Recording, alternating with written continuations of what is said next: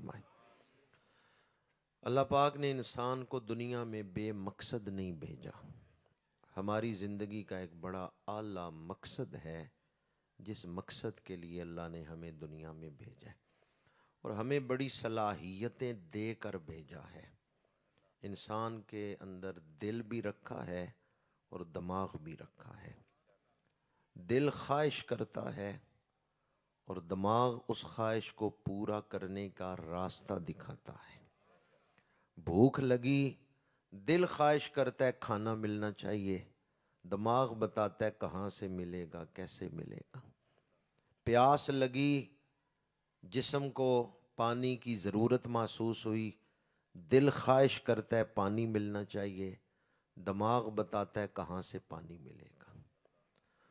تو دل جو خواہش کرتا ہے، دماغ اس خواہش کو پوری کرنے کے لیے ہمیں تجویز دیتا ہے، مشورہ دیتا ہے، راستہ دکھاتا ہے۔ اگر دل میں پیدا ہونے والی ہر خواہش کے لیے آپ اپنا دماغ لڑانا شروع کر دیں کہ میرے سینے میں جو بھی خواہش، میرے دل میں جو بھی خواہش پیدا ہو، جب وہ پوری ہوگی مجھے تسکین ملے گی، تو چلو خواہش جو بھی ہے پوری کرنے کے لیے ذہن لڑاؤں۔ تو اگر انسان اپنی ہر خواہش پوری کرنے کے لیے ذہن لڑانا شروع کر دے، پھر وہ انسان نہیں رہ جائے گا، پھر وہ ڈنگر بن جائے گا۔ قرآن کہتا ہے اولئک کالانعام بل ہم اضل۔ کیونکہ کچھ خواہشیں ایسی ہیں جو پیدا تو میرے دل میں ہوتی ہیں، پر وہ میری دشمن ہیں، وہ خواہشیں مجھے ہلاک کرنے والی ہیں۔ الہاکم التکاثر، کثرت کی خواہش نے تمہیں ہلاکت میں ڈال دیا۔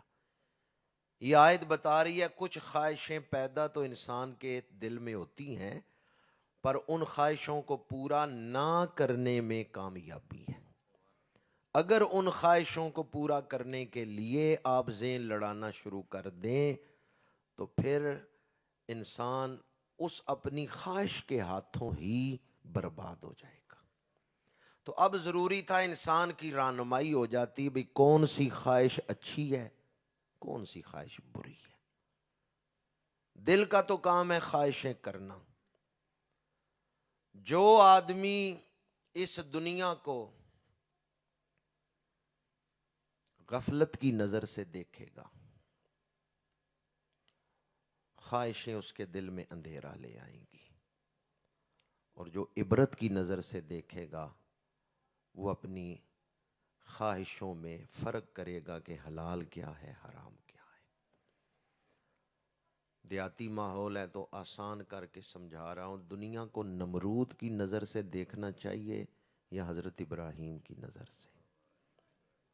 اگر آپ دنیا کو شوق سے، دلچسپی سے اور غفلت سے دیکھتے ہیں تو پھر نمرود کی نظر سے دیکھ رہے ہیں، اور اگر دنیا کو عبرت کی نظر سے دیکھتے ہیں، بندگی کی نظر سے دیکھتے ہیں، تو پھر آپ حضرت ابراہیم کی نظر سے دیکھ رہے ہیں۔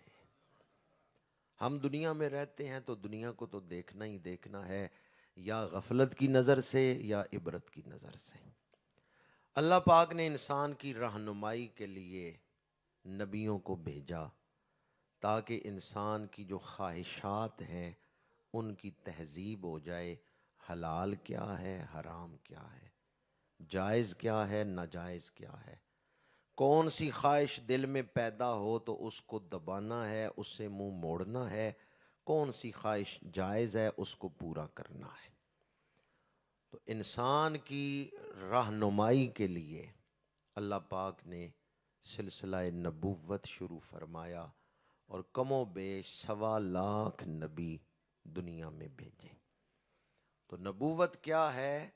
جس رب نے ہمیں تخلیق کی ہے، اس کی طرف سے ہماری رہنمائی کا اہتمام ہے۔ جس نے ہمیں زندگی دی ہے، اس نے نبی بھیج کے زندگی کا مقصد بھی بتایا ہے۔ اور جو چیزیں ہماری آنکھوں سے اوجھل ہیں، یعنی موت کے بعد والی زندگی، اللہ نے نبیوں کے ذریعے وہ چیزیں بھی بتائیں جہاں ہماری عقل یا ہماری آنکھیں نہیں تھی پہنچ سکتی۔ تو نبوت کیا ہے؟ اللہ کی طرف سے انسانوں کی رہنمائی. کم و بیش 1.25 نبی اللہ نے بھیجے. نبوت کا دروازہ کھلا تھا، نبی آ رہے تھے، انسانوں کی رہنمائی کر رہے تھے. کیوں دروازہ کھلا تھا؟ کیوں نبی آ رہے تھے؟ اس لیے کہ ابھی دین کی حتمی شکل، آخری شکل انسانوں کو نہیں دی گئی. ابھی تدریجاً حکم نازل ہو رہے تھے. ابھی انسانی ذہن اس لائق نہیں تھا کہ دین کی حتمی فائنل شکل انسان کو دے دی جائے. ابھی تدریجاً حکم نازل ہو رہے تھے. بعد میں آنے والا رسول پہلے رسول کی شریعت سے کچھ چیزیں منسوخ کر دیتا تھا. حضرت موسیٰ کی شریعت میں اونٹ کا گوشت کھانا جائز نہیں تھا، لیکن جب حضرت عیسیٰ آئے پہلا حکم منسوخ ہو گیا، اونٹ کے گوشت کی اجازت دے دی گئی. تو بعد میں آنے والا رسول پہلے رسول کی شریعت سے کچھ حکم نکال دیتا تھا، منسوخ کر دیتا تھا. ابھی تدریجاً حکم نازل ہو رہے تھے، اس لیے نبی آ رہے تھے، چونکہ دین مکمل نہیں ہوا. نبوت کا دروازہ کیوں کھلا تھا؟ ابھی دین مکمل نہیں ہوا. دوسری ضرورت یہ تھی، رسول کتاب دے کے تشریف لے جاتے، امت کتاب میں تبدیلی کر دیتی، کتاب کو بدل دیتی، پھر نیا رسول آتا، اللہ اس پہ کتاب نازل کرتا، وہ انسانوں کو کتاب پہنچاتا. تو دوسری ضرورت یہ تھی نبیوں کے آنے کی کہ دین محفوظ نہیں تھا، کتاب محفوظ نہیں تھی. یہ 2 ضرورتیں تھیں جن کی وجہ سے نبوت کا دروازہ کھلا تھا. ایک ضرورت تو یہ کہ ابھی دین مکمل نہیں ہوا. دوسری ضرورت یہ تھی کتاب محفوظ نہیں. پر 12 ربیع الاول کی صبح حضرت عبداللہ کے گھر حضرت بی بی آمنہ کی گود میں جب میرے اور آپ کے آقا تشریف لائے تو آپ نے نبوت کی ساری ضرورتیں پوری فرما دی. نبوت کا دروازہ کھلا تھا، نبی آ رہے تھے کہ ابھی دین مکمل نہیں ہوا. حضور تشریف لائے، اللہ نے مکمل دین نازل فرما دیا. الیوم اکملت لکم دینکم، الیوم اکملت لکم دینکم واتممت علیکم نعمتی وردیت لکم الاسلام دینا. دین مکمل ہو گیا. دوسری ضرورت جس کی وجہ سے نبی آ رہے تھے، کتاب محفوظ نہیں تھی رہتی. جب قرآن نازل ہوا اللہ نے فرمایا انا نحن نزلنا الذکر وانا لہ لحافظون. یہ بڑے جلال والی آیت ہے. واحد ذات نے 4 دفعہ اپنے لیے جمع کا صیغہ بولا ہے. انا نحن نزلنا الذکر، ہم ہیں، ہم نے اس ذکر کو نازل کیا ہے اور ہم اس کی حفاظت کرنے والے ہیں. کتنا جلال ہے اس آیت میں. انا نحن، ہم ہیں، ہم نزلنا الذکر، ہم نے ذکر کو نازل کیا، وَإِنَّا لَهُ لَحَافِظُونَ، اور ہم اس کی حفاظت کرنے والے ہیں. دین مکمل بھی ہو گیا، دین محفوظ بھی ہو گیا. اب کسی نئے نبی کی ضرورت. نئے نبی نے آ کے کیا کرنا تھا؟ پہلے اس لیے نبی آ رہے تھے کہ دین مکمل نہیں، دین محفوظ نہیں، اس لیے نبی آ رہے تھے. پر جب دین مکمل بھی ہو گیا، دین محفوظ بھی ہو گیا، اب کسی نئے نبی کی ضرورت. تو اللہ نے قرآن میں اعلان کر دیا ما کان محمد ابا احد من رجالکم ولکن رسول اللہ وخاتم النبیین. کیا خبر کتنے تارے کھلے چھپ گئے، پر نہ ڈوبے نہ ڈوبا. بجھ گئیں جس کے آگے سبھی مشعلیں، شمع وہ لے کے آیا سب سے اولا و اعلیٰ. میں نہیں جانتا کہ کون اپنے بیٹھے ہوئے ہیں اور کون تماشائی آئے ہیں رونق دیکھنے. بعض لوگ ہوتے ہیں نا اپنے قیدے کے نہیں ہوتے لیکن آ جاتے ہیں، چلو سنیاں دا جلسہ ہی ویکھ کے آئیے کر دے کے. تو مجھے نہیں پتا آپ میں سے کون تماشائی ہے اور کون تمنائی ہے، پر اگر حضور کا ذکر کرنے میں شامل ہوں گے تو پتہ چلے گا سارے حضور کے غلام ہی بیٹھے ہوئے ہیں. سب سے اولا و اعلیٰ، سب سے بالا و والا حضور کو صرف نبی ماننے سے بندہ مسلمان نہیں ہوتا جب تک حضور کو آخری نبی نہ مانے۔ مرزائی کہتے ہیں ہم حضور کو نبی مانتے ہیں، دھوکہ دیتے ہیں، کہتے ہیں نبی مانتے ہیں، تو یاد رکھیں صرف حضور کو نبی ماننے سے بندہ مسلمان ہوگا جب آپ کو آخری نبی مانے گا۔ عقیدہ ختم نبوت ضروریات دین میں سے ہے، اس کا مطلب ہے اس کے بغیر بندہ مسلمان نہیں ہوتا۔ عقیدہ کس سے ثابت ہوتا ہے؟ عقیدہ نص قطعی سے ثابت ہوتا ہے۔ عقیدہ استدلال سے چونکہ چنانچہ اگرچہ مگرچہ اس سے نہیں ثابت ہوتا، عقیدہ نص قطعی سے ثابت ہوتا ہے۔ اور یہ سین والی نص نہیں، سواد والی نص ہے، نص قطعی، ما سیق الکلام لأجلہ، جس مقصد کے لیے کلام اتارا گیا، جس مقصد کے لیے کلام کیا گیا اسے نص کہتے ہیں۔ اور نص کی پھر آگے 4 قسمیں ہیں، عبارت النص، دلالت النص، اشارت النص، اقتضاء النص۔ دیہاتی ماحول ہے تو اصول شاعری کے اسباق نہیں آپ کے سامنے پڑھنا چاہتا، سادہ سی مثال عرض کر رہا ہوں۔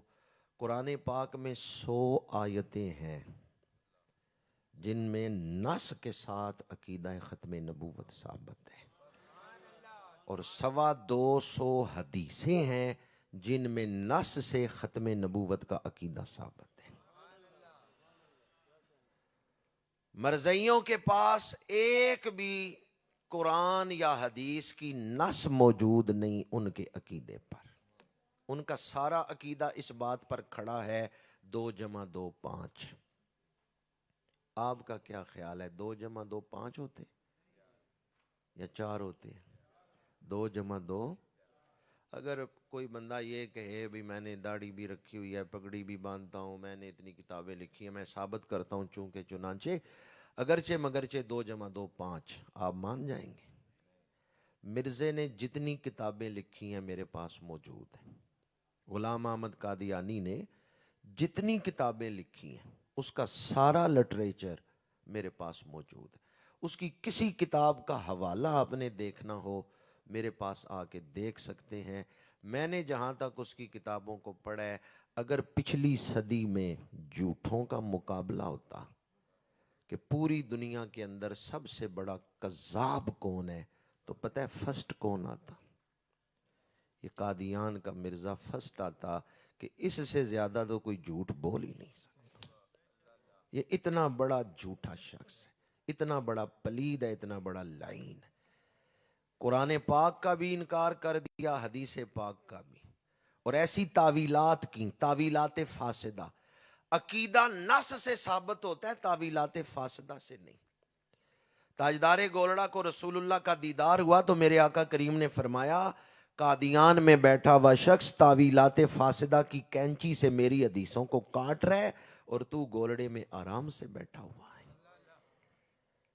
جو بات میں آپ کے سامنے بیان کرنا چاہتا تھا، عقیدہ نص سے ثابت ہوتا ہے، تعویلات فاسدہ سے نہیں۔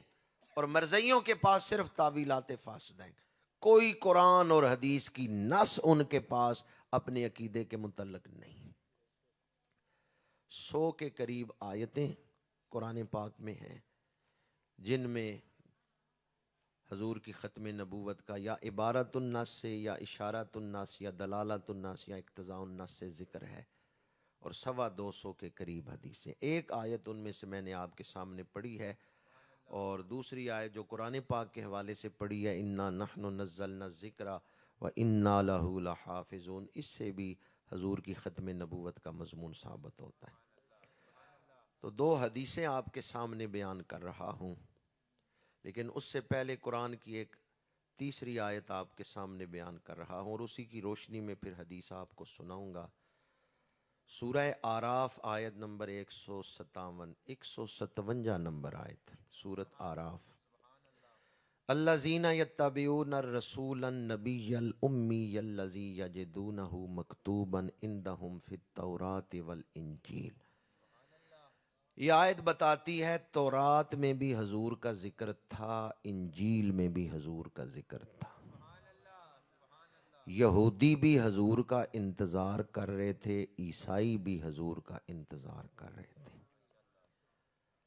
حضرت آدم سے لے کے حضرت عیسیٰ تک ہر نبی نے کم از کم ایک محفل میلاد کی ہے اور آخری نبی کی آمد کو بیان کیا ہے، آخری نبی کی نشانیاں سنائی ہیں کہ جب آخری نبی آئیں گے تو ان کی نشانیاں کیا ہوں گی۔ حضرت سلمان فارسی یورپ میں رہتے تھے، اٹلی میں رہتے تھے۔ روم جو عیسائیوں کا مرکز ہے وہ اٹلی میں ہے۔ میں 2-3 دفعہ روم گیا ہوں۔ کیسر روم کا دربار 1500 سال پرانا محل، وہ کیسر روم جس کو میرے آقا کریم نے خط لکھا تھا، اس کا وہ محل آج بھی اسی طرح ہے۔ 1500 سال پرانا محل انہوں نے وزٹر کے لیے رکھا ہوا ہے، ٹکٹ دے کے وہ کہتے ہیں سیر کر لو محل کی۔ اور حضرت سلمان فارسی جس کلیسا میں رہے تھے وہ کلیسا بھی روم میں موجود ہے۔ کلیسا کی تو انہوں نے نئی تعمیر کی ہے، لیکن عیسائیوں کا وہ سب سے بڑا کلیسا روم کے اندر موجود ہے۔ میں 2-3 دفعہ روم گیا ہوں۔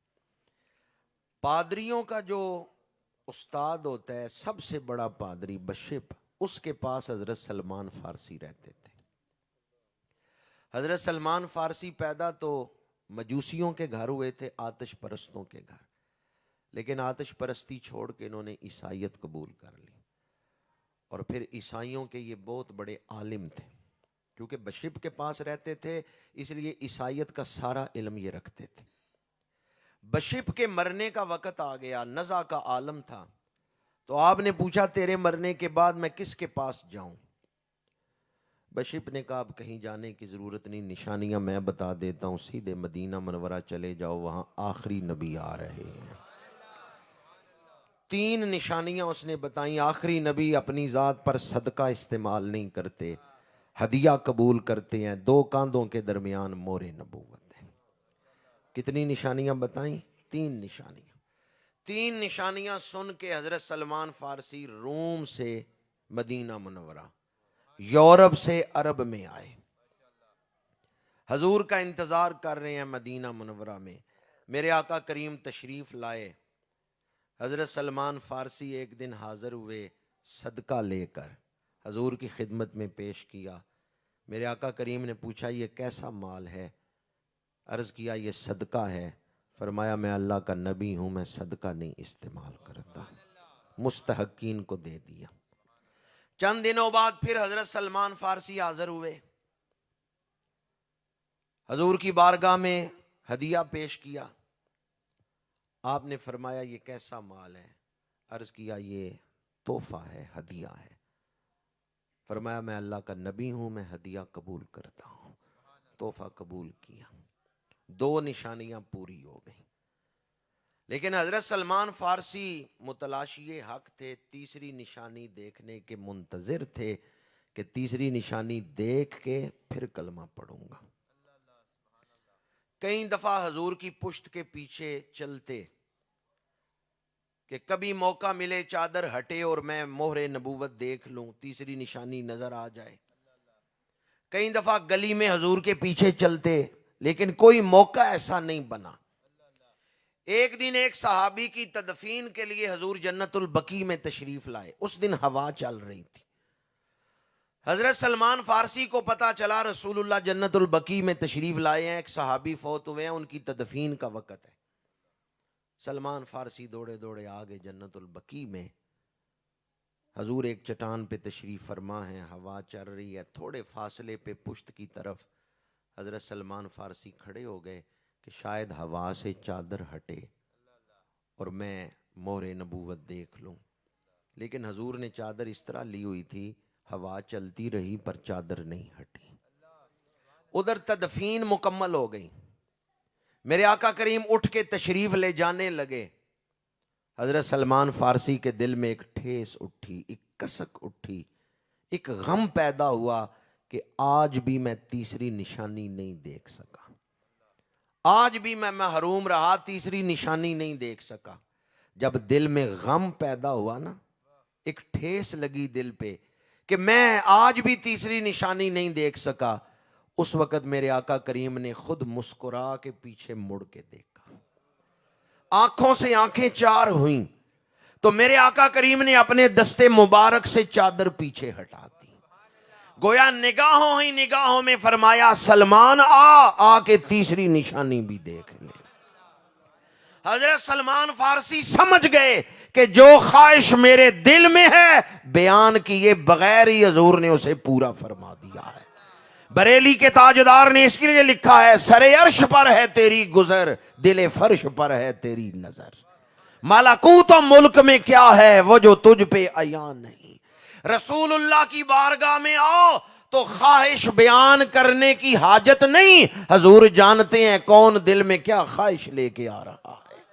اسی لیے جناب حسن رضا خان بریلوی نے لکھا ہے کیوں اپنی گلی میں روادار صدا ہو، جو بھیک لیے راہ گدا دیکھ رہا ہو۔ حضرت سلمان فارسی نے جب پشت مبارک دیکھی، مہر نبوت کی زیارت ہوئی، تیسری نشانی بھی پوری ہو گئی، دوڑ کے آئے، آ کے حضور کے دوش مبارک کو چومنے لگے اور عرض کرتے ہیں یا رسول اللہ مجھے کلمہ پڑھا کے اپنا غلام بنا لیں۔ حضرت سلمان فارسی پھر حضور کے غلام بن گئے۔ تیسری نشانی کون سی تھی؟ یہی نشانی یہودیوں کے پاس بھی تھی کہ آخری نبی جب آئیں گے ان کے دو کاندھوں کے درمیان مہر نبوت ہوگی۔ المستدرک میں امام حاکم نے یہ روایت نقل کی ہے، جس دن میرے آقا کریم کا میلاد ہوا مکے میں ایک یہودی عالم آیا ہوا تھا، تاجر بھی تھا عالم بھی تھا۔ اس نے اپنے غلاموں سے کہا مکہ شہر میں پھیل جاؤ، دیکھو کسی کے گھر بیٹا تو نہیں پیدا ہوا، خبر لاؤ۔ پتا چلا حضرت عبد المطلب کے ہاں اللہ نے پوتا عطا کیا ہے۔ وہ یہودی آ گیا حضرت عبد المطلب کے دروازے پہ اور کہتے ہیں اپنے پوتے کی زیارت تو کرواؤ۔ حضرت عبد المطلب حضور کو اٹھا کے لائے، اس نے میرے آقا کریم کا رخ روشن دیکھا۔ یا اللہ جنہوں نے حضور کے رخ روشن پہ سبحان اللہ کہا انہیں حضور کا دیدار عطا فرما۔ اس یہودی نے حضور کا رخ روشن دیکھا، کہنے لگا اب ان کی پشت دکھاؤ۔ میرے آقا کریم کی پشت مبارک سے حضرت عبد المطلب نے کپڑا ہٹایا، جو ہی اس یہودی عالم کی نظر رسول اللہ کی پشت مبارک پہ پڑی، ایک چیخ بلند ہوئی، چیخ بلند ہوئی اور وہ بے ہوش ہو کے زمین پہ گر پڑا۔ حضرت عبد المطلب نے اسے اٹھایا، پانی چھڑکا، پانی پلایا۔ جب اس یہودی کو ہوش آیا تو آپ نے فرمایا تیرا بھی عجب معاملہ ہے، لوگ نومولود بچوں کا صرف چہرہ دیکھتے ہیں، تو نے کہا پشت دکھاؤ۔ دھارووال میں بھی جب کوئی بچہ پیدا ہو، برادری کی عورتیں، گلی محلے کی عورتیں دیکھنے آتی ہیں، کہتی ہیں وخاؤ تے سہی مڑا گیا کہ دیتے ہیں، تو چہرہ دیکھ کے کوئی کہندی ہے نانکیاں دے گیا ہے، ادھا نک مامے آ رہے، کوئی آدھی ہے نہیں دادکیاں دے گیا ہے۔ دیکھتی کیا ہے؟ کدے کسے زنانی آ کے آکھے مڑے دی کنڈ تے وخاؤ مڑا گیا کے دیتے ہیں جی؟ پشت دیکھتی ہیں یا چہرہ دیکھتی ہیں؟ کبھی کسی نے آ کے کہے بچے کی پشت دکھاؤ تاکہ پتا چلے بچہ کس پہ گیا، کبھی نہیں پوچھا، چہرہ ہی دیکھتے ہیں۔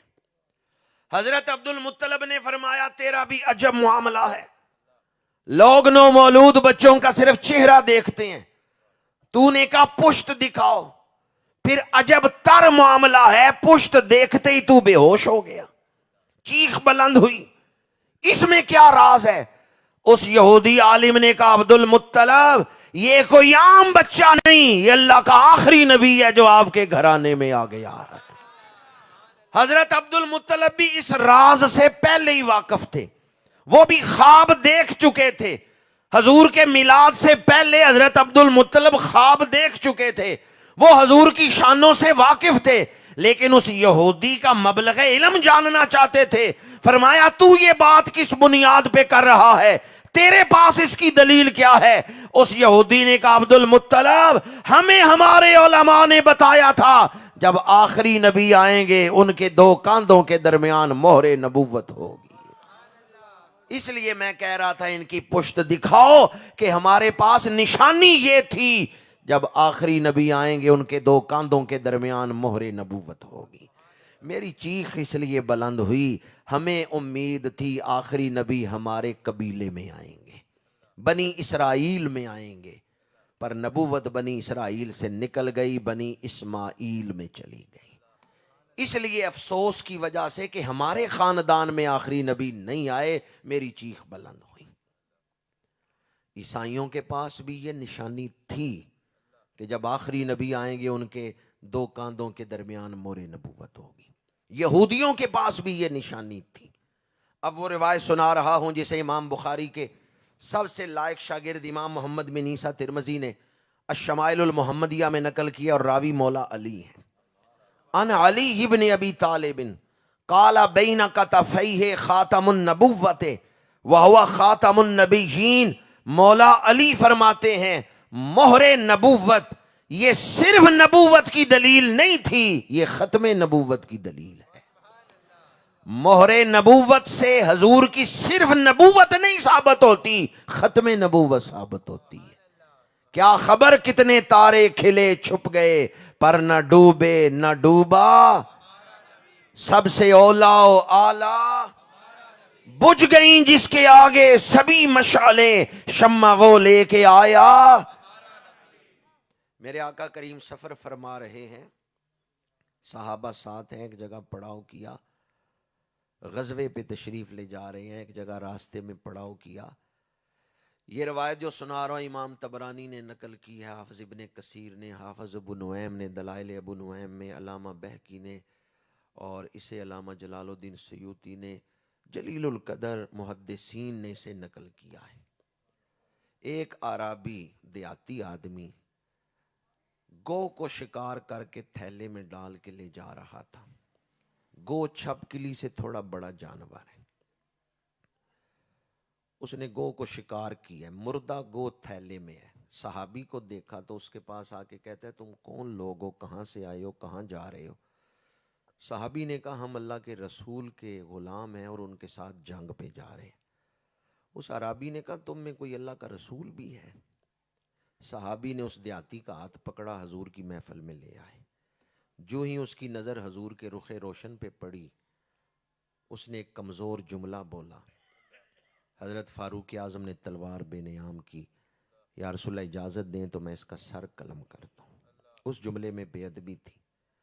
یاد رکھیں حضور کی بے ادبی ہو تو آپ کو حق ہے، چاہے حضور سزا دیں چاہے حضور معاف کریں، کیونکہ عزت حضور کی ہے تو حضور کو معاف کرنے کا بھی حق ہے۔ سزا دینا یہ شریعت کا قانون ہے، آپ نے سزا بھی دی ہے، بعضوں کو معاف کیا ہے، بعضوں کو سزا دی ہے۔ امت کو حق نہیں معاف کرنے کا، امت نے قانون ہی نافذ کرنا ہے۔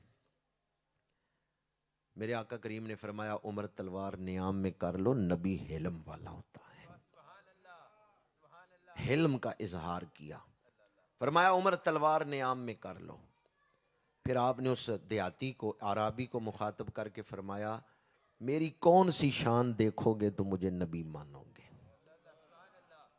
اس نے اپنے تھیلے سے مردہ گو نکال کے زمین پہ پھینکی، کہتے اگر یہ مردہ زندہ ہو جائے تو میں مانوں گا آپ اللہ کے نبی ہیں۔ میرے آقا کریم نے صرف اس مردہ گوہ کی طرف نگاہ فرمائی ہے، جس طرف اٹھ گئی دم میں دم آ گیا۔ اس نگاہ عنایت پہ لاکھوں سلام۔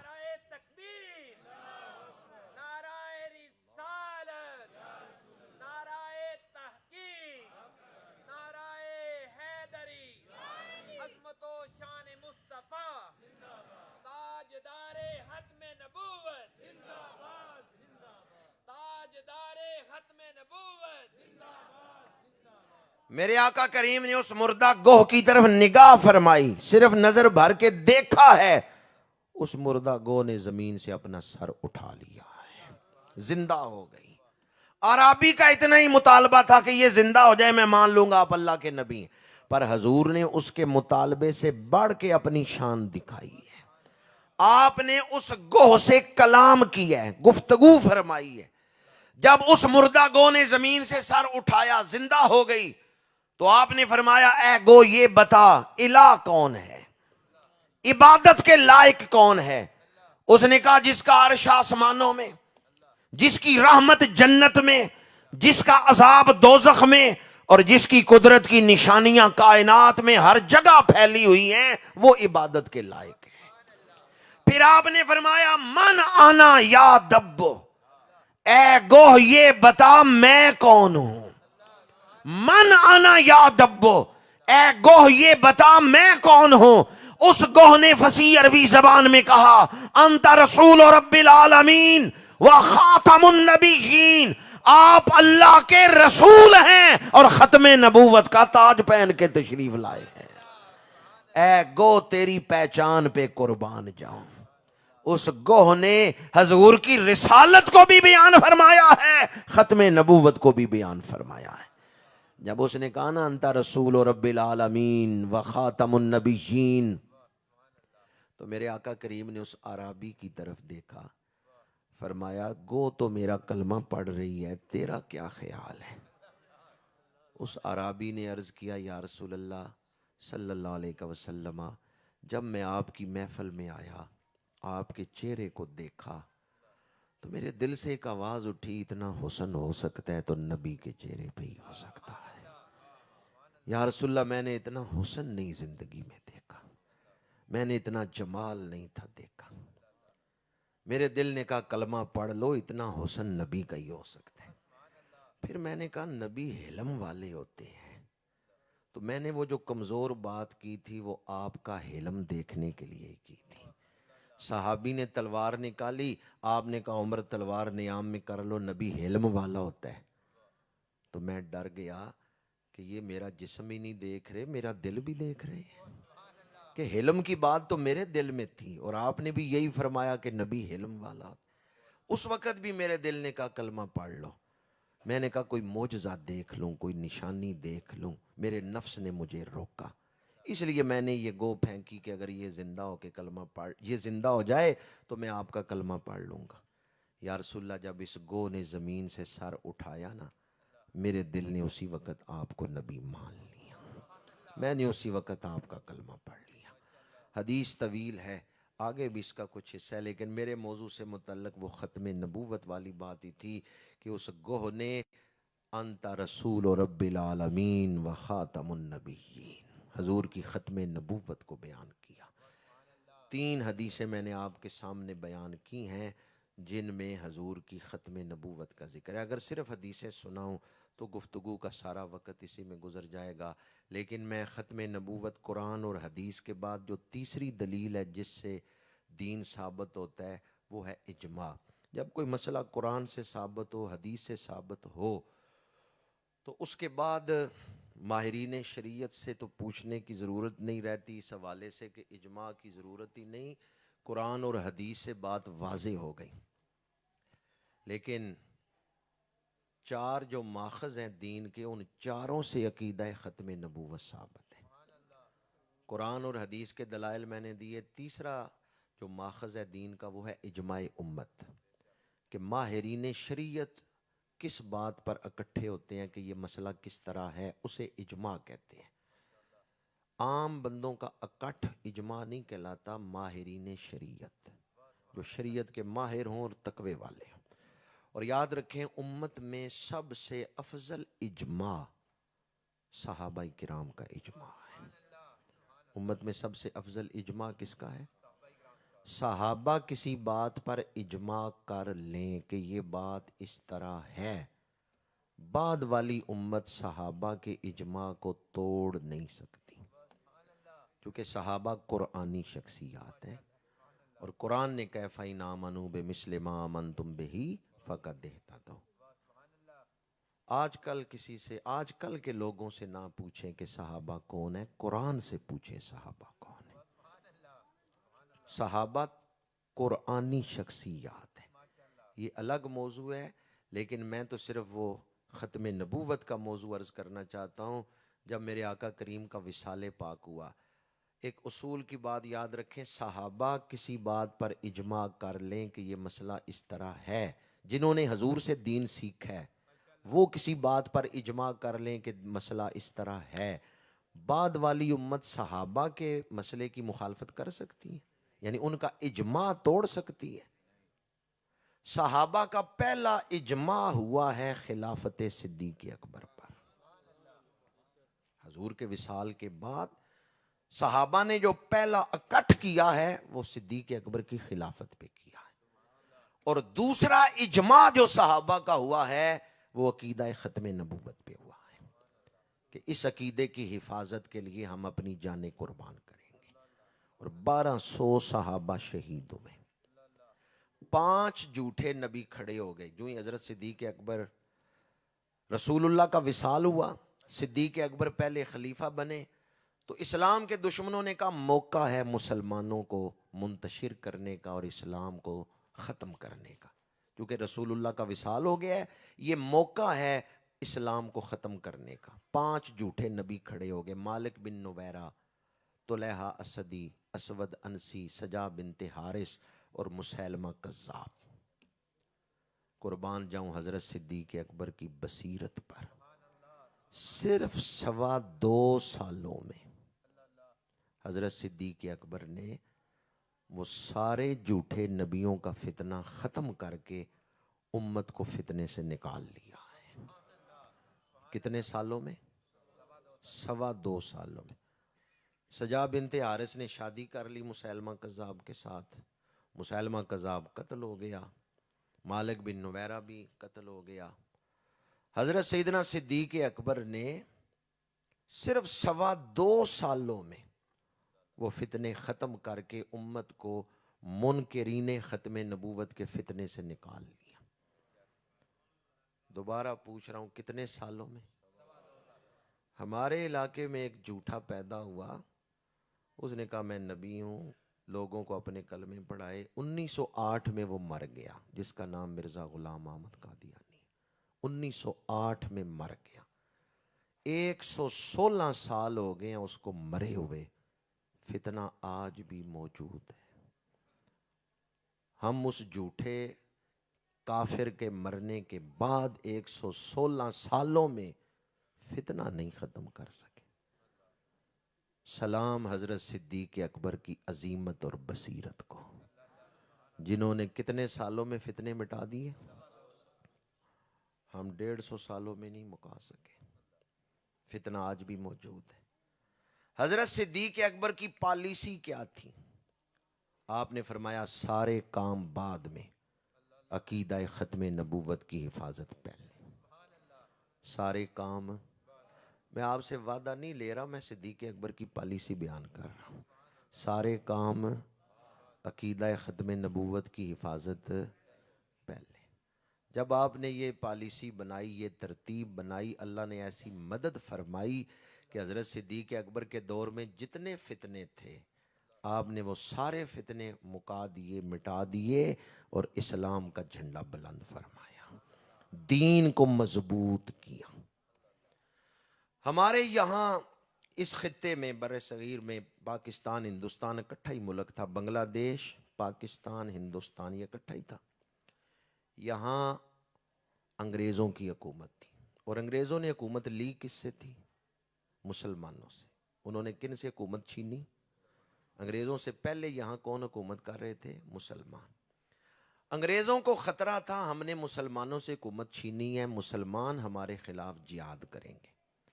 علامہ فضل حق خیر آبادی نے فتویٰ دیا کہ ہندو کوشش کریں نہ کریں، مسلمانوں پہ فرض ہے کہ یہ انگریزوں کے خلاف جہاد کر کے آزادی حاصل کریں، اس لیے کہ انگریزوں نے مسلمانوں سے حکومت چھینی ہے۔ یہ فتویٰ کس نے دیا؟ علامہ فضل حق خیر آبادی۔ ان کی رگوں میں حضرت فاروق اعظم کا خون تھا، یہ نسب کے اعتبار سے فاروقی تھے۔ 1857 کی جنگ آزادی ہوئی، وہ جنگ آزادی اسی لیے ہوئی کہ انگریزوں کو یہاں سے واپس بھیجو اور مسلمان حکومت دوبارہ لیں، جنگ آزادی، لیکن مسلمان اس میں کامیاب نہیں ہوئے۔ 1857 میں ہزاروں مسلمان علماء شہید ہوئے۔ دلی میں، دلی سے دوسرے شہروں کے لیے جانے کے لیے کسی سڑک پہ نکل جائیں 5 میل تک ہر درخت کے ساتھ کسی عالم کی لاش انگریزوں نے لٹکائی۔ یہ نعت جو آج کل آپ سنتے ہیں، کوئی گل باقی رہے گا، نئے چمن رہ جائے گا، پر رسول اللہ کا دین حسن رہ جائے گا، یہ اسی 1857 کی جنگ آزادی میں سید کفایت علی کافی انہوں نے تختہ دار پہ چڑھتے ہوئے یہ نعت پڑھی تھی۔ 1857 کی جنگ آزادی میں مسلمانوں نے کوشش کی، کامیاب نہیں ہوئے۔ ملکہ برطانیہ کی براہ راست حکومت یہاں قائم ہو گئی، انگریزوں نے قتل عام کیا مسلمانوں کا۔ اب انگریزوں کو کس سے خطرہ تھا؟ مسلمانوں سے۔ انہوں نے کہا، سر جوڑ کے بیٹھے، ویسے کل عرصہ انہوں نے 190 سال یہاں حکومت کی ہے، 100 سال پورے ہو چکے تھے 1857 تک، آگے پھر انہوں نے 90 سال حکومت کی ہے تو پاکستان بنا ہے، 90 سال پھر کوشش میں گزرے ہیں تو پھر 1947 میں پاکستان بنا۔ 1857 کی جنگ آزادی کے بعد انگریز سر جوڑ کے بیٹھے، انہوں نے کہا ایک دفعہ تو مسلمانوں نے جہاد کیا ہے، ہم نے قابو کر لیا ہے، دوبارہ یہ جہاد کے لیے اٹھے تو ہمارے لیے مشکل ہوگا، کوئی ایسا طریقہ اختیار کرو کہ مسلمان آئندہ ہمارے خلاف جہاد نہ کر سکیں اور ہم لمبا عرصہ یہاں حکومت کریں۔ ہم کیا طریقہ اختیار کریں کہ ہم لمبا عرصہ یہاں حکومت کر سکتے ہیں؟ اس میٹنگ میں انگریزوں نے جو مشورہ کیا، علامہ اقبال نے ایک شعر میں اس کو بیان کیا ہے کہ شیطانی طاقتوں نے یہ سوچا ہے، وہ فاقہ کش جو موت سے ڈرتا نہیں ذرا، روح محمد اس کے بدن سے نکال دو۔ مسلمان رسول اللہ سے محبت کرتے ہیں، ان کے دلوں سے حضور کی محبت نکال دو، تم لمبا عرصہ حکومت کر لو گے۔ حضور کی محبت میں یہ اٹھ کھڑے ہوتے ہیں، حضور کی محبت پر یہ سب کچھ قربان کرنے کو تیار ہو جاتے ہیں، تو ان کے دل سے حضور کا پیار نکال دو۔ دو کام کرو، ایک تو جھوٹے نبی کھڑے کرو، دوسرا ایسے لوگ دانشور کھڑے کرو، سکالر، جو حضور کی گستاخیاں کریں، بے ادبیاں کریں۔ جھوٹے نبی کے لیے انہیں مل گیا غلام احمد قادیانی۔ غلام احمد قادیانی پیسے سے بڑی محبت کرتا تھا، دولت کا بڑا عاشق تھا، اسے پیسے کی ضرورت تھی، انگریزوں کو غدار کی ضرورت تھی۔ انہوں نے 5-6 بندوں کا انٹرویو کیا، اس میں یہ کامیاب ہو گیا۔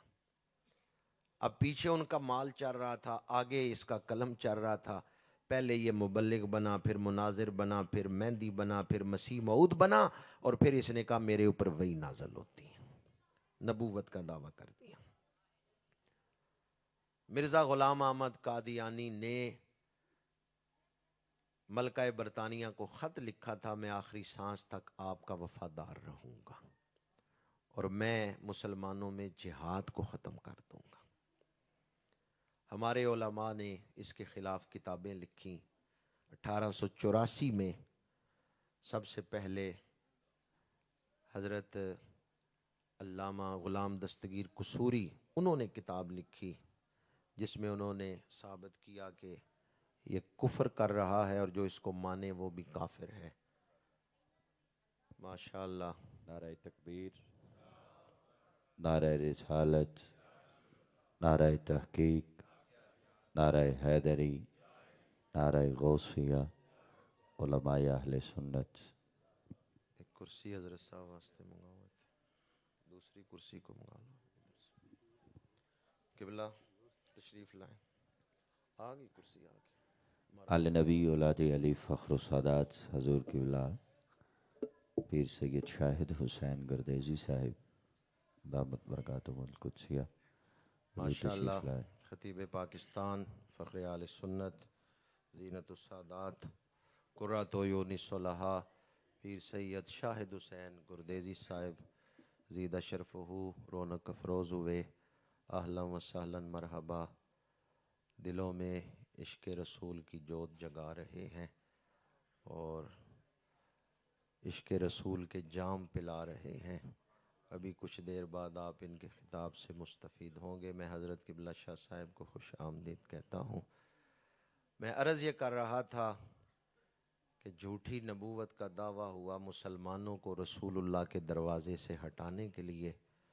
قصور کے بزرگ تھے غلام دستگیر قصوری، انہوں نے کتاب لکھی۔ پھر امرتسر کے بزرگ شیخ الحدیث افضل صاحب، انہوں نے کتاب لکھی، پھر اعلیٰ حضرت نے 6 کتابیں لکھی، پھر تاجدار گولڑا نے شمس الہدایہ اور سیف چشتیائی لکھی۔ سن 1900 میں تاجدار گولڑا نے فرمایا کہ جو اصلی مسیح موعود ہیں حضرت عیسیٰ، جب وہ نازل ہوں گے تو وہ مدینہ منورہ حاضری دیں گے، حضور کے روضے پہ سلام پیش کریں گے اور میرے آقا روضے سے سلام کا جواب عطا فرمائیں گے۔ اور تاجدار گولڑا نے فرمایا میں میرے علی شاہ پیش گوئی کرتا ہوں، یہ جھوٹا مسیح موعود یہاں مر جائے گا، یہ مدینہ منورہ نہیں جا سکتا۔ یہ پیش گوئی کی اللہ کے ولی نے، فرمایا اس پر مدینہ منورہ کے دروازے بند ہیں۔ جب تاجدار گولڑا نے یہ پیش گوئی کی تھی، اس کے 8 سال بعد مرزا مرا ہے۔ کتنے سالوں بعد؟ جانا چاہتا تو مدینہ منورہ جا سکتا تھا یا نہیں؟ 8 سال تھوڑے وقت ہے، بڑا وقت تھا، لیکن وہ نہیں جا سکا۔ جو اللہ کے ولی نے پیش گوئی کی تھی اپنی طرف سے نہیں کی تھی، لوح محفوظ کی تحریر پڑھ کے سنا دی تھی۔ یہ شان ہے خدمت گاروں کی، سرکار کا عالم کیا ہوگا۔ مرزا کفر پہ مر گیا، لیکن اپنے پیچھے ایک ایسی ذریت چھوڑ گیا جو انگریزوں کے مقاصد کو پورا کر رہے تھے۔ تحریک پاکستان کا دور تھا، مرزائیوں نے انگریزوں سے کہا کہ تم نے تو چلے جانا ہے لیکن مسلمانوں نے ہمیں نہیں چھوڑنا، ہمیں الگ ملک بنا کے دو۔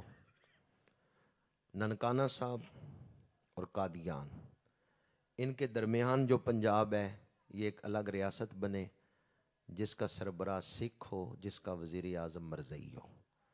قائد اعظم اور دیگر رہنما نہیں مانے، انہوں نے کہا یہ نہیں ہو سکتا، کچھ حصہ پاکستان والے پنجاب کا، کچھ انڈیا کے پنجاب کا لے کے ایک ریاست بنا دو جس میں دونوں کو راضی کر دو، مرزائیوں کو بھی سکھوں کو بھی۔ لیکن انگریزوں کی اس بات سے ہمارے جو قائدین تھے وہ متفق نہیں ہوئے۔ پھر مرزائیوں نے کہا بلوچستان ہمیں الگ ملک بنا کے دو، اس پر بھی قائد اعظم نہیں مانے۔ پھر انگریزوں نے زور ڈالا، انہوں نے کہا پاکستان کا جو پہلا وزیر خارجہ ہوگا وہ مرزائی ہوگا، تاکہ مرزائیوں کے مفادات کو مسلمان نقصان نہ پہنچائیں۔ قائد اعظم یہ بات مان گئے، انہوں نے کہا چلو 2-4 سال یہ وزیر رہے گا، اس کے بعد وزارت ختم ہو جائے گی، الگ ملک تو مرزائیوں کو نہیں ملے گا۔ تو جب پاکستان قائم ہوا تھا، پہلا وزیر خارجہ انگریزوں نے جو لگوایا تھا وہ مرزائی تھا، جس کا نام ظفر اللہ خان تھا۔ اس کی کتابیں بھی میرے پاس موجود ہیں، اس نے بھی کتابیں لکھی ہیں ظفر اللہ خان نے۔ اس وقت پاکستان یہ نہیں تھا جو موجود ہے، یہ تو چھوٹا ہے، وہ بڑا پاکستان تھا، چونکہ بنگلہ دیش بھی کیا تھا؟ پاکستان۔ بنگلہ دیش کیا تھا؟ ہماری نئی نسل کو نہیں پتا اس لیے بتا رہا ہوں، بزرگوں کو تو پتا ہے، بنگلہ دیش بھی اس وقت پاکستان ہی تھا۔ تو اس عظیم پاکستان کا وزیر خارجہ جو بنا وہ مرزائی تھا۔ اس نے پاکستان کی وزارت خارجہ سے فائدہ اٹھایا، دنیا کے کئی ملکوں میں مرزائیوں کو اڈے بنا دیے۔ مرزائی آج بھی ان اڈوں سے فائدہ اٹھا رہے ہیں۔ یہ پاکستان کی پہلی وزارت خارجہ سے مرزائیوں نے فائدہ اٹھایا۔ 1954 میں کراچی میں اس مرزائی نے ایک جملہ بولا جس کے بعد پاکستان میں 10,000 مسلمان شہید ہوئے تھے۔ بس یہ آخری بات سنا رہا ہوں۔ قصور میں تقریر کر کے لاہور تشریف لا رہے تھے مجاہد ملت حضرت مولانا عبدالستار خان نیازی، انہیں گاڑی سے اتار کے گرفتار کیا گیا، جیل میں رکھا گیا، پھر عدالت پیش کیا گیا۔ یہ بات کیا جو سنا رہا ہوں اسے علامہ غلام رسول سعیدی نے تبیان القرآن جو تفسیر انہوں نے لکھی ہے اس کے اندر انہوں نے لکھا ہوا ہے۔ چند دنوں بعد جب مجاہد ملت کو عدالت میں پیش کیا گیا تو جج نے کہا مجاہد ملت سے عبدالستار خان نیازی معافی نامہ لکھ دو، میں تمہیں آزاد کر دیتا ہوں، رہائی دے دیتا ہوں۔ تو آپ نے پوچھا جج صاحب معافی نامے میں کیا لکھنا ہے؟ جج نے کہا لکھ دو آئندہ میں مرزائیوں کے خلاف تقریر نہیں کروں گا۔ پچھلی معافی، آئندہ میں مرزائیوں کے خلاف تقریر نہیں کروں گا۔ مولانا عبدالستار خان نیازی نے عدالت میں کھڑے ہو کے کہکا لگایا۔ وزارت خارجہ مرزائیوں کے پاس ہے، یہ اس دور کی بات سنا رہا ہوں۔ مجاہد ملت نے عدالت کے کٹہرے میں کھڑے ہو کے جج کے سامنے کہکا لگایا، اور کہکا لگا کے کہا جج صاحب آپ مجھے رہائی دیں، میں باہر نکل کے پہلا کام ہی یہ کروں گا، دنیا کو بتاؤں گا مرزئی بھی کافر ہیں، جو ان کے لیے نرم رویہ رکھیں وہ بھی کافر۔ جج کو غصہ آ گیا، اس نے انگریزی میں کہا you will be hanged by neck till you death, میں تجھے سزائے موت دوں گا، لٹکا دوں گا، تیری لاش جھولتی رہے گی۔ You will be hanged by neck till you death. جج نے انگریزی میں دھمکی دی، انگریزی مجاہد ملت کو بھی آتی تھی۔ جج نے کہا you will be hanged by neck, Mujahid ملت نے بھی للکار کے کہا is that all, is that all, بس اتنی ساری سزا ہے، بس اتنی ساری سزا ہے۔ جج صاحب تمہیں پتہ ہی نہیں ہم اپنے آقا سے محبت کتنی کرتے ہیں، ہمیں موت سے نہ ڈراؤ، یہ تو ایک زندگی ہے، اگر میرے پاس 1,00,000 زندگیاں ہوتی میں ایک ایک کر کے ساری حضور کے نالین پہ نثار کر دیتا۔ تاجدار ختم نبوت، تاجدار ختم نبوت۔ مولانا عبدالستار خان نیازی نے عدالت کے کٹہرے میں کھڑے ہو کے کہا جج صاحب میرا تعلق اس جماعت سے ہے جس کے پیشوا نے لکھا ہے کروں تیرے نام پہ جان فدا، نہ بس ایک جان دو جہاں فدا، دو جہاں سے بھی نہیں جی بھرا، کروں کیا کروڑوں جہاں نہیں۔ از دیٹ آل، بس اتنی ساری سزا ہے۔ جج نے سزائے موت کے آرڈر جاری کر دیے، ہاتھ کڑیاں لگی ہیں، کٹہرے سے نکالا گیا، آپ کو جیل لائے، سزائے موت کے آرڈر کے ساتھ آپ عدالت سے نکلے۔ پتہ ہے عدالت سے نکلتے ہوئے مجاہد ملت مسکرا کے کیا کہہ رہے تھے؟ لوگوں نے دیکھا ہوگا جب کسی کو سزائے موت کے آرڈر ہو نا تو عدالت سے نکلتا ہے تو چہرہ مرجھایا ہوا ہوتا ہے، مجاہد ملت کا سرخ و سفید چہرہ، مسکراتے ہوئے کہہ رہے تھے وہ بڑا خوش نصیب ہے جو حضور کے نام میں لکھ دیا گیا ہے۔ آپ سے پوچھ رہا ہوں کیا خیال ہے جڑا حضور دے کھاتے چڑھ جائے خوش نصیب ہے یا نہیں ہے؟ جو حضور کے نام پہ لکھ دیا گیا کہ اس نے زندگی حضور کے نام پہ قربان کی ہے، خوش نصیب ہے یا نہیں؟ مجاہد ملت نے مسکراتے ہوئے کہا چلو زندگی کسی کام تو آئی ہے نا۔ مسکراتے ہوئے عدالت سے نکلتے ہوئے کہا وہ کتنا خوش نصیب ہے جو حضور کے نام لکھ دیا گیا۔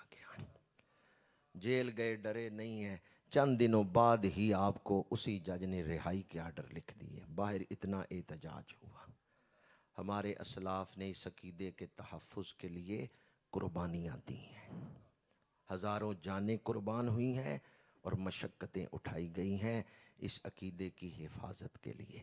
آج ہم ایک بار پھر ختم نبوت کانفرنس میں تجدید عہد وفا کرتے ہیں کہ زندگی کے آخری سانس تک عقیدہ ختم نبوت کی حفاظت کریں گے۔ اس طرح نعرے کا جواب نہ دیں جیسے محفل میں بیٹھ کے دیتے ہیں، بلکہ اس طرح جواب دیں جس طرح میدان جہاد میں مجاہد نعرہ لگاتے ہیں، تاجدار ختم نبوت۔ مجاہدوں کی طرح جواب دیں، جغرافیائی سرحدوں کی حفاظت کے لیے کھلے میدانوں میں جنگ ہوتی ہے اور نظریاتی سرحدوں کی حفاظت کے لیے ان محفلوں میں جہاد ہوتا ہے۔ میں بیان کر رہا ہوں تو جہاد کر رہا ہوں، آپ نعرے کا جواب دے رہے ہیں تو جہاد کر رہے ہیں، اور کہیں آپ کی حاضری لگ رہی ہے۔ حضور دیکھ رہے ہیں میرے غلام کس محبت سے بیٹھے ہیں، تاجدار ختم نبوت۔ دوبارہ عرض کر رہا ہوں مجاہدوں کی طرح جواب دیں، محفل میں بیٹھنے والا جواب نہ دیں، میدان جہاد والا جواب دیں، تاجدار ختم نبوت، تاجدار ختم نبوت۔ بجھ گئیں جس کے آگے سبھی مشعلیں، شمع وہ لے کے آیا، کیا خبر کتنے تارے کھلے چھپ گئے پر نہ ڈوبے نہ ڈوبا، کی محمد سے وفا تو نے تو ہم تیرے ہیں، یہ جہاں چیز ہے کیا لوح و قلم تیرے ہیں۔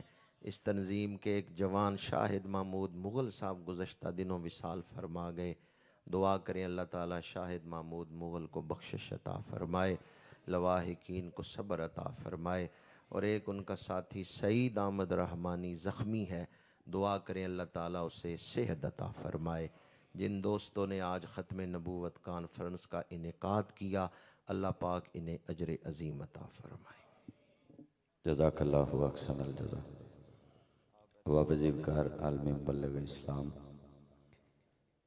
جہر اہل سنت، محافظ عقائد اہل سنت حضور قبلہ صاحبزادہ پیر غلام بشیر نقشبندی صاحب بڑی محبت بری گفتگو فرما رہی تھی۔ میں آپ احباب سے گزارش کروں گا کہ تشریف رکھیے۔ آل نبی اولاد علی